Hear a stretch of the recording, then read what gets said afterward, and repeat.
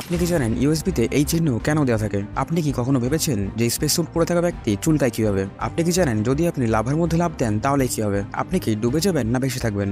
তো চলো শুরু করা যাক। ফ্যাক্ট নাম্বার 5, আমাদের গ্যালাক্সিতে এমন একটা গ্যালাক্সি আছে যার নাম ট্যাডপোল গ্যালাক্সি। আর এই গ্যালাক্সি বাকি গ্যালাক্সির থেকে অনেক আলাদা। এই আকাশগঙ্গার মেইন পার্ট আপনি দেখতে পাচ্ছেন, আর এর একটা লেজ আছে যেটা বাইরের দিকে বেরোনো। শুধুমাত্র এই লেজই 2500 লাইট ইয়ার পর্যন্ত ছড়িয়ে রয়েছে। এই গ্যালাক্সি যতটা চওড়া তার থেকে বেশি দূর পর্যন্ত এর লেজ ছড়িয়ে আছে।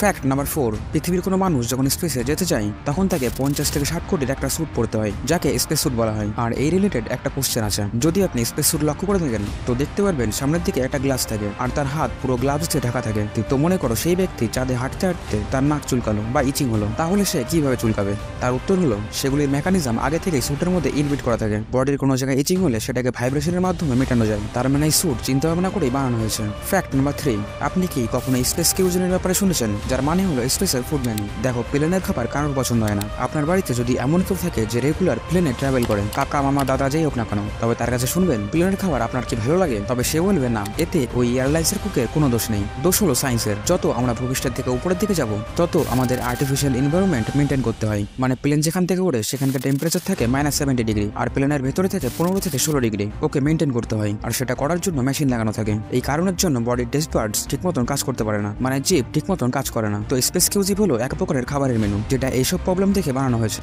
একটা সিম্পল এক্সাম্পল দিলে, আপনি যদি মশলাদার খাবার খেতে পছন্দ করেন তবে আপনার খাবারের টেস্ট লাগবে না। তো স্পেসের জন্য আলাদা রকমের মশলা হয় যাতে তাদের খাবারের টেস্ট ফিল হয়, তার জন্য এটি বানানো হয়েছে। ফ্যাক্ট নাম্বার 2, ইমাজিন করুন আপনার সঙ্গে এমন হলো যে আপনি প্লেন থেকে পড়ে গেলেন লাভার মধ্যে। তো আমাকে এটি বলুন, আপনি কি লাভার মধ্যে পুরোপুরি ডুবে যাবেন? লাভার আপনি যে ভিডিওগুলি দেখেন তাতে আপনি লাভাকে লিকুইড ফর্মে দেখেন, তাহলে মনে এটাই আসবে যে পুরোপুরি ডুবে যাবে, কিন্তু না। লাভার মধ্যে আপনি পড়ে গেলে আপনার শুধু অর্ধেক বডি ডুবে ফ্লোট করতে থাকবে। যেহেতু লাভার টেম্পারেচার 800 থেকে 1200 ডিগ্রি সেলসিয়াস হয়, তাই আপনার বডির অর্ধেক আগেই পড়ে যাবে। তাহলে সাইন্টিফিক ফ্যাক্ট হলো এটাই যে লাভাতে কোনো মানুষ ডুবে না। ফ্যাক্ট নাম্বার 1, ইউএসবি আপনাদের মধ্যে প্রত্যেকে দেখে থাকবেন। আপনি কেটে জানেন ইউএসবির উপর এই সাইন কেন দেওয়া থাকে? আসলে এই সাইন ল্যাপটপ ইউজারদের জন্য খুবই ইম্পর্টেন্ট, কারণ তারা ইউএসবির ফুটো না দেখেই প্লাগ ইন করে দেয়, যার কারণে তাদের ইউএসবি ঢুকাতে প্রবলেম হয়। আর এই সাইন থাকায় তাদের প্লাগ ইন করতে প্রবলেম হয় না। তো ভাই, এইগুলো তো জানলে। ভিডিওটি পুরো দেখার জন্য অসংখ্য ধন্যবাদ।